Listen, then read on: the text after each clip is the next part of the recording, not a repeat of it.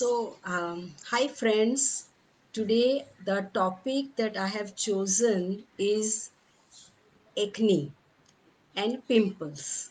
This is generally a topic for teenagers, and they are the one who are getting it, and they are the one who are constantly, applying some ointments on their skin, and they're constantly looking in the mirror, and this one has come up, or here it is, and then they keep touching it, and sometimes there's a scar, that is also left because you constantly touch, and then there's a pigmentation when the healing happens, so there is also scarring that happens. So but acne is not necessarily only on face. Sometimes it's only on the forehead, sometimes only on this part, or sometimes also here, and sometimes on the back also, sometimes arms.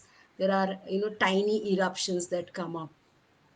Now let me tell you that our skin is mirror of our health. Skin is the largest organ of our body. It is a very breathing organ. It is constantly exchanging information with our external environment. It is like an interface. It is also a boundary. It defines who we are and what is not us. So it is like defining our existence, our form, that this is me. And our skin is a mirror of our health. Nothing happens in the skin just like that. It reflects the internal status of our health. If something goes wrong inside our body tries to detox, tries to remove, but when it can't, then skin takes over the function. So there's a partnership between kidney and skin. In winter, you will see that kidney works more. In summer, you are sweating, perspiring, your skin takes over the function of detox. Skin is indeed a very, very important organ for detoxing. That's why people go to those steam and sauna and sweat out, the toxins from the body. So, in the developmental science, embryology, skin is what we call it as ectodermal in origin, and the nervous system and skin, they both were formed from the same origin tissue, that is ectoderm. So the skin is very deeply linked with the nervous system, and our nervous system is also linked with our emotions. So the skin definitely reflects our emotional health. The emotions that are associated with skin would be guilt, shame. Since it is linked with kidney, there's also fear, and also cleanliness, like you feel dirty or something, you want to clean all the time. These are the various emotions that are associated with any skin ailments. And when acne and pimples come up, I surely find that it is associated with guilt or shame. There's also dietary link with this. So they eat if they are depressed, or they are angry, or they have low self-esteem, or they want to be part of the peer group, then they eat also a lot of junk food, sugar, also dairy, cheese. These are giving pimples very easily. So there are quite a few patients that I ask their dietary history, particularly teenagers. If they have a lot of cheese every day, then they can break out with a lot of acne. So dietary history, also as I mentioned, the relationship with kidney, very important that people are spraying a lot of perfumes just to get rid of some body odor. Now that's not the correct way, because the perfumes could be chemical in origin, so they are going to be added environmental and our health hazard. At the same time, your body odor doesn't go away. Your body odor is telling something is wrong with your own health. You need to do something about it. So it's very important to pay attention to the smell of your body, the quality of your skin. Is it oily? what is the sweat quality, how often you perspire, and also do not use any antiperspirants because they are really against the rule of nature. We are supposed to perspire. We are supposed to release the toxin. So it's very important that we handle our skin with care. Any local application to be just not you don't think that a local application hey I'm not taking anything internally, it's nothing is going to happen. It's not like that. Whatever you put on your skin will get absorbed, some of it, and then it can enter into your bloodstream. So it's not that simple anymore. You do have to take care. There's a very simple rule that I usually tell everybody: if you cannot put it in your mouth, then don't put it on your skin. Your skin should have the same food as you put in your mouth. So anything that is made from natural food items, then that should be okay. Like if you want to apply, say, a paste of a particular flower in your hair, then that is okay. Because if you can eat that flower, then you can also put a paste on your hair or something. So otherwise, be very careful.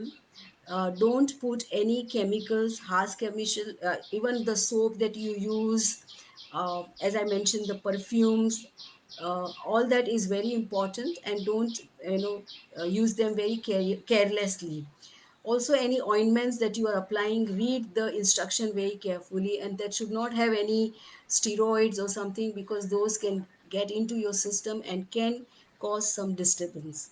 Another thing is usually recommend is to wear the clothes which are allowing the breathing of your skin. That means you don't wear polyester or the clothes which are not breathing very well. It's very nice to wear cotton clothes because then you are allowing this breathing to happen, and they are very skin friendly. Also, when you sleep in the night, you want to use the cotton bed sheets, cotton cover, your pillow cover, everything should be very eco friendly, skin friendly. So this is very important. Now, thinking about your boundary, that is your skin, and also your emotional boundary, which is in your energy field, they are very deeply linked. And people who are oversensitive are generally having also very sensitive skin. This is my observation. If they are emotionally very sensitive, then the skin reactions are also higher. So be careful. And there are flower remedies that can help quite a lot. Now, there is one flower remedy that I would like to mention today, although I have many other flowers that go with this condition of acne. Let me just mention only one flower. It is called as crab apple. It is from the Bach flower remedies kit. It's a beautiful flower. I put the picture of the flower today before beginning this session. And this particular flower remedy, taken orally, 3 drops 3 times a day, starts detoxing your body. It is cleansing your body. Generally, also people who are too much into cleaning things, and they are very obsessed with it, and they will not go to sleep in the night unless they have done all the dishes, cleaned the kitchen, and constantly they are cleaning something in the house, and they're very concerned of disorder and dirt, and very very sensitive people.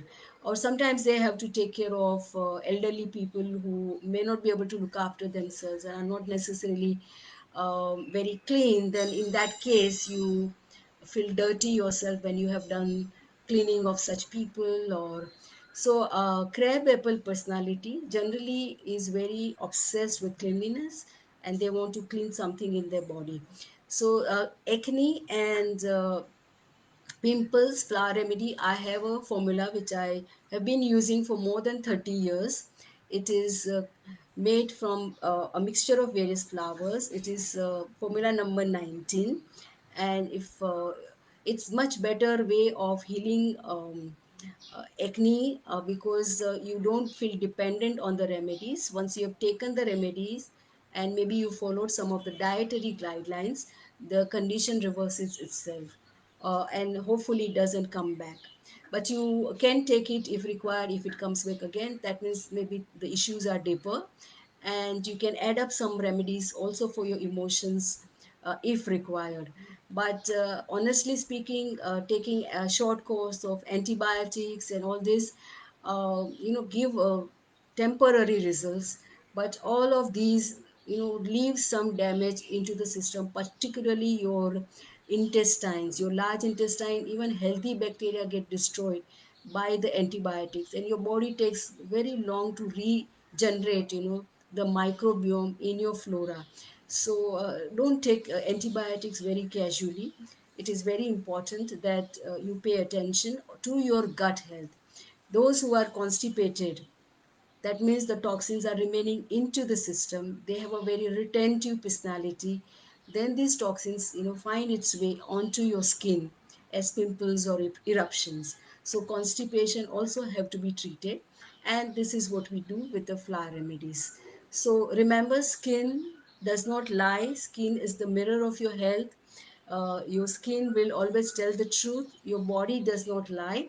And since it's the largest organ of our body, it needs to be in great condition. It should be breathing, and it should be handled very, very gently.